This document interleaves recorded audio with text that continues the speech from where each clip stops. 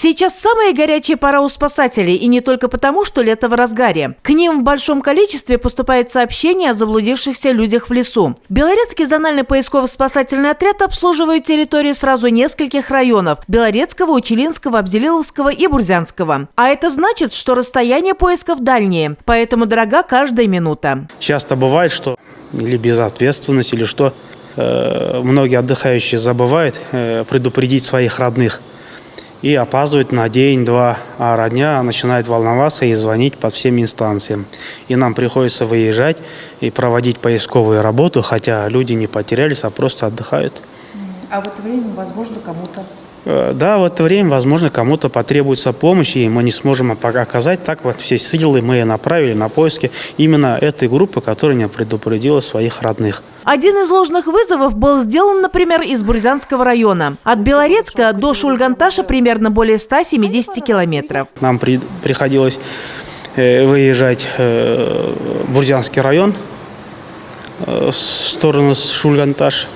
Вот. Потом выяснилось, что человек уже уехал к себе домой, и с ним все нормально, в помощи не нуждается. В ягодно-грибной сезон в лес часто ходят поодиночке и теряются. Спасатели рекомендуют подключить у себя в телефоне офлайн-карты. Офлайн-режим позволяет искать местонахождение без подключения к интернету. Время, когда вы потерялись, вы можете зайти. Прежде чем зайти, надо локации включить у себя, чтобы ваш телефон ваше место расположения нашел. Потом ищем свое место расположения. Вот определили, например, сейчас он точнее определит. И вот когда мы нажимаем на свою точку, вот, тут появляются наши координаты. Вот эти координаты вы должны или поделиться, если есть интернет, или сказать спасателям вот эти цифры. Это будут ваши координаты. Или вот так. Или вот так.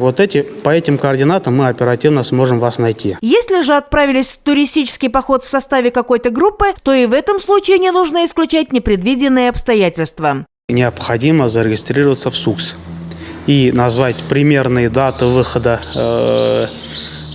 даты, когда вы идете в поход, даты выхода и примерные стоянки по датам, чтобы мы могли посмотреть, если с вами что-то случилось, в какой период вы где должны были находиться и, соответственно, реагировать. Пока все случаи в природной среде, зарегистрированные в зональном поисковом спасательном отряде для обратившихся за помощью людей, завершились благополучно. Сахиба Габитова, Фанис Зайнеддинов, Белорецкая телекомпания.